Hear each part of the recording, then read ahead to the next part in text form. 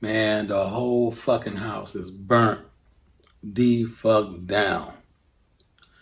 I mean, it wasn't nothing left but the foundation. Man, crackers got the whole street roped off. You got the fire truck out there, the investigators, everybody out there. So me and my dog, we saying to one another like, damn, we could have easily been in there. Because like I said, my dog ain't seen none of his cousins in maybe like, 4 years. So our plans was to, when we get to the town, make our rounds and go catch up and, play catch up with all the cousins. So who's to say that, we wouldn't have spent the night at this particular cousin house when his house burned down. So we felt kind of blessed that, a nigga bugged that shit. But the whole house was burnt down to the ground. Okay, so that shit blow by, and me and my dog, we make our way throughout the town year after year, getting a whole lot of paper. And I ain't talking nigga pennies either. So as I'm making my way back and forth to Miami, putting everything together down there, putting all the road runners in position, every time I go to the crib, I go back to the alley and hang out with the little homies, the second generation of alley boys. And of course, my little homie E from Richmond High School, they had to move to the alley. He'll be out there getting money in the morning. Sometimes little Reggie will be out there.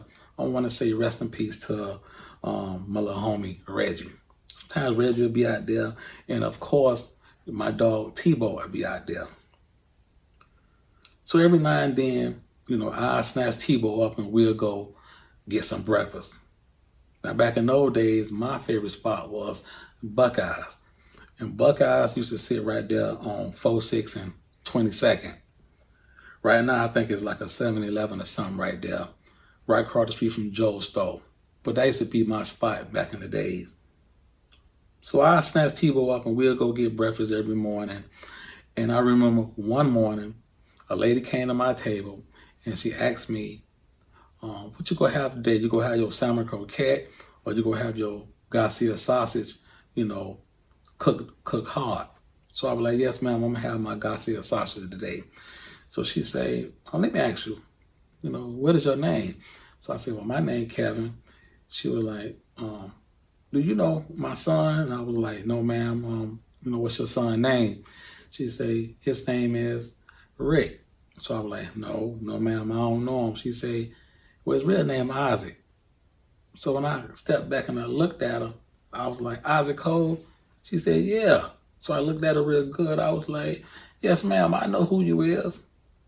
This was my dog, who I told you I was born and raised in Chatillon, my very first best friend.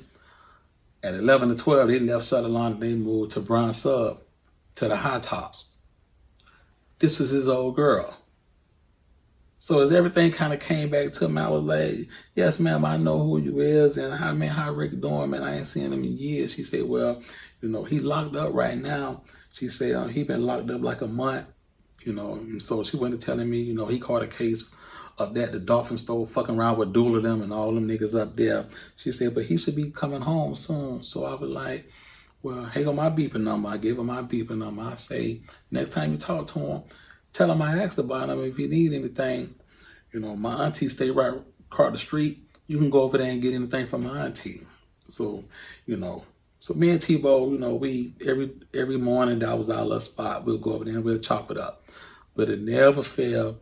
Every time we post up and eat, he'll ask me, Cal, man, take me to New York.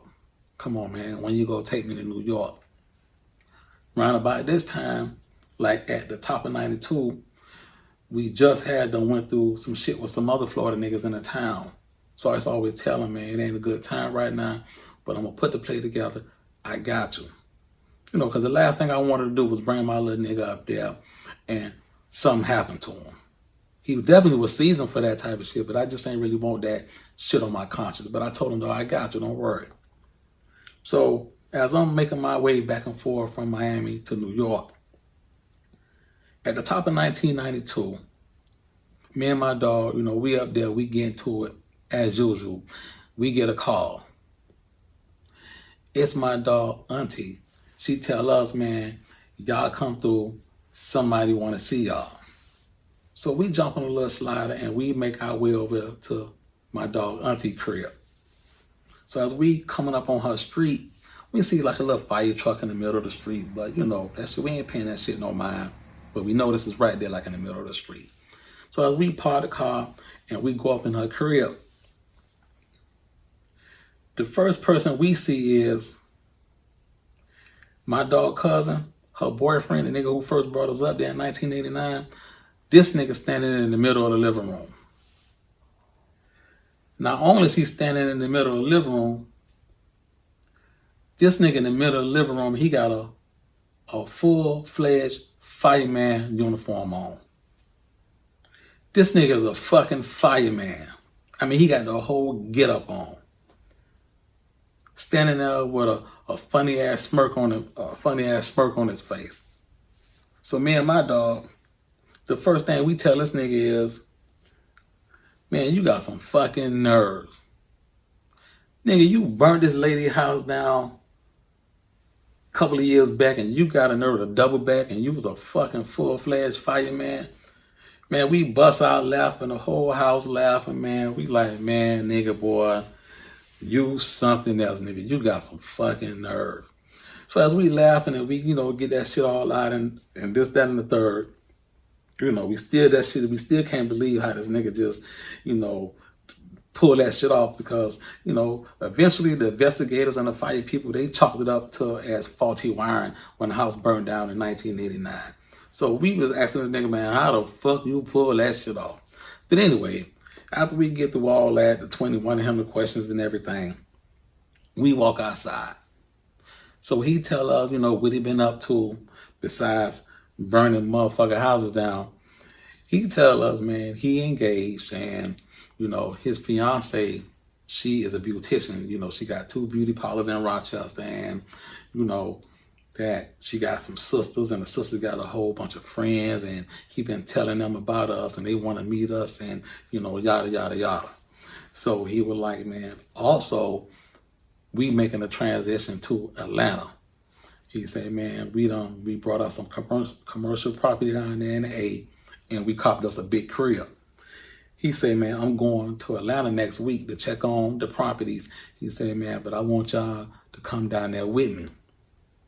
He said, man, I got some shit lined up.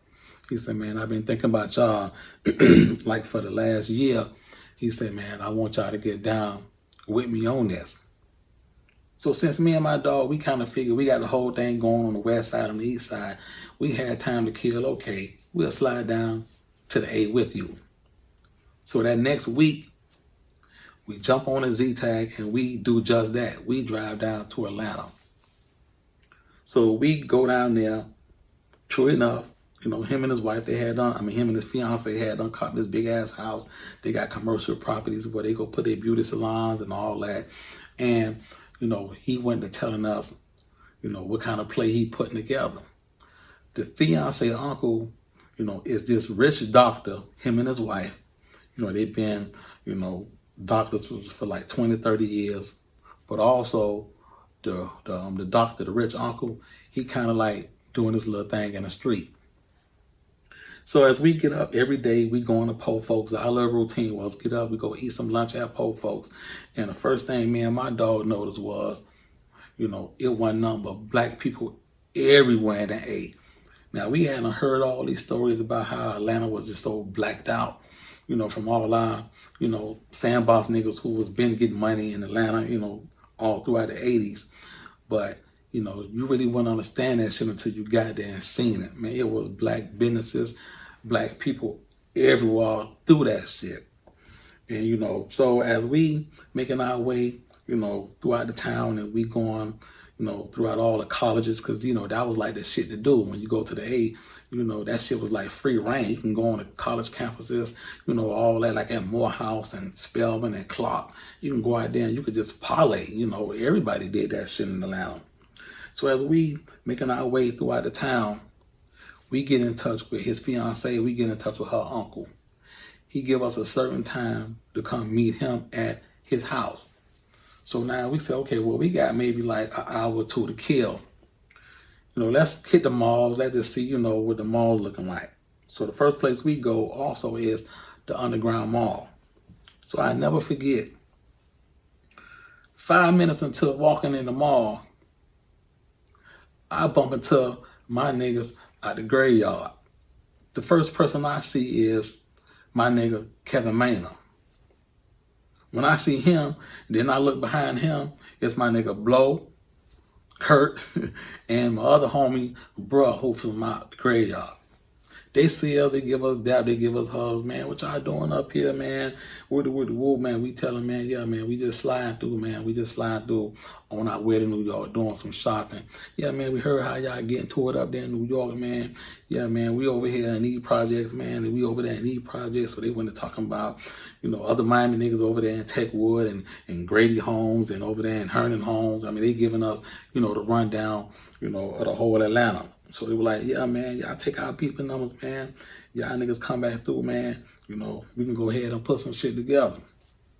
So, okay, yeah, man, we'll do just that. So after we, get them niggas dapping, we leave the Underground Mall, as we drive and making our way back to his fiance, Uncle crib, because we finna go meet him and have us a little sit down, we kind of saying, yeah, man, nigga really don't really want to be fucked up in the A because, Miami boys been, terrorizing that shit since the early 80s. Way before BMF and everybody else came to town, Miami boys been getting a whole lot of fucking money in Atlanta. And then at the top of 1992, that shit kind of burnt out. So we really ain't want to be fucked up with it like on that strength. So that shit Blow them was talking about, we were like, yeah, man, nah, we really don't want to be fucked up with it. But we really wanted to sit down and see what the doctor, see what he had to talk about. So as we drive, it takes us like 40 minutes to get to his crib. The first thing we noticed, this doctor had like a big ass mansion, a big ass house. We meet him and we meet his wife because she also was a doctor also. So they was, they've been, doctors like 20, 30 years. They had like a whole lot of paper. So he went to telling us, how throughout the years, he'll go to Miami, every now and then, get some work and come back and, give it to all his brothers and everybody throughout the family. They was getting a little paper. And he was telling us, man, y'all take a ride with me. Let me go show you what I'm talking about. So as we get in his car and he take us to the west side, somewhere on the west side of Atlanta, he take us to the Bluff. The first thing we noticed when we got to the Bluff was it was junkies everywhere. I mean, that shit was looking like the crib back in the 80s. I mean, it was heroin junkies and bases all through that shit. So he was like, yeah, man, this where, I do my little thing at over here, man. He was like, ever since my niece told me about y'all, I was like, man, it'd be kind of helpful, if y'all come on in and get down with me. So as we talking about it, we putting a play together, we kind of saying, yeah, we don't want to be fucked up with it because I ain't had no intentions on really leaving New York like that. I know my dog wasn't leaving. So we would tell him, okay, let us put something together and we'll get back with you. So eventually, as we get back on the road going back to New York, we brain wraps on trying to see, how can we make this shit happen? Because the doctor had all type of bread and he kind of had this shit together. So we was trying to figure out, man, how can we really get some of this leftover money in Atlanta? So the first person that came to mind was my nigga Tebow.